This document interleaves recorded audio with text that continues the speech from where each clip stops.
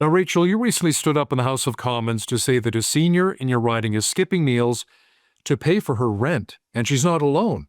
I mean, some seniors I've also spoken to are trying to decide between food and medication. Yeah. I, I mean, hell, I stood up in the House of Commons because this was just one of many stories that have come into my office. I am hearing from constituents day in and day out who are having a difficult time to be able to afford just those basic necessities in life, whether it's food, or their rent or their mortgage or fueling their vehicle, or putting their kid in sports or music lessons. Families are feeling the crunch and they're having to make these tough decisions. And I think there's two populations as well that really get my attention, and that is seniors living on a fixed income and those that have a disability that are living on a small stipend from the government in most cases. These folks have no way of generating further income in order to benefit themselves. And so they're having to pay a lot more, but still with that same small chunk of money. And it's just becoming more and more difficult as time goes on.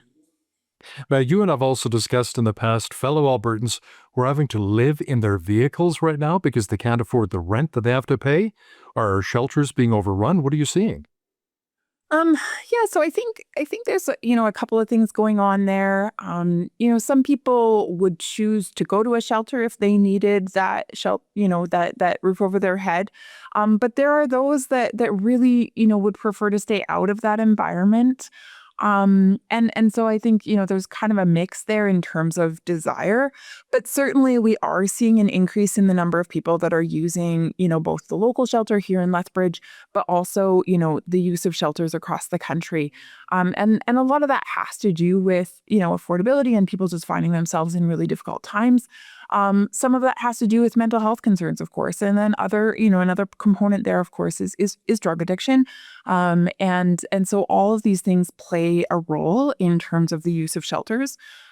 Regardless, I think really what needs to be highlighted here is that the government's responsibility is to make sure that it's being responsible in terms of the way that the government is stewarding the economy, and generating opportunity for Canadians. And so those that have the drive and the desire to take advantage of opportunity should be free to do so.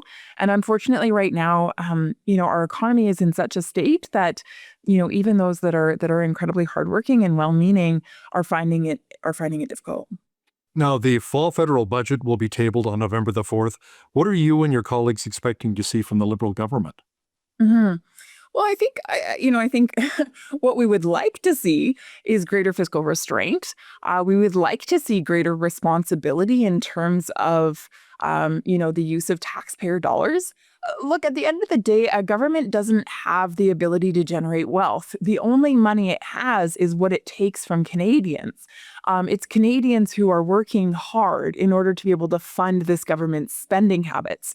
And so when the government acts irresponsibly, when they spend, frivolously, it's to the detriment of the Canadian public.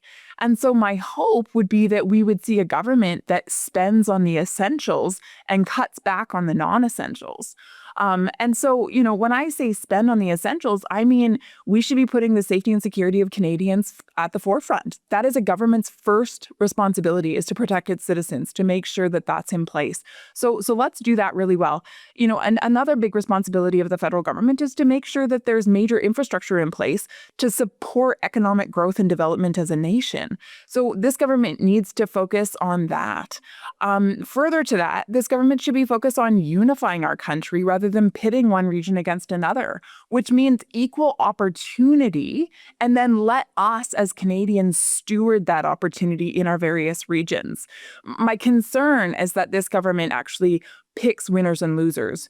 And all too often, those winners are in Eastern Canada and the losers are in Western Canada. And we know that here in Alberta, our lifeline energy is often under attack. It's often on the chopping block. That's wrong. And so I guess what I'm looking for in this budget is I'm looking for the government to be responsible in terms of its fiscal management. I'm looking for this government to, create an equal playing field for the entire country, to be unifying in its endeavors. And I'm looking for a government that is going to cast a vision that offers opportunity for Canadians, no matter their age or their ability, to be able to invest their time and their talent, and to be able to generate or create wealth for themselves and be successful.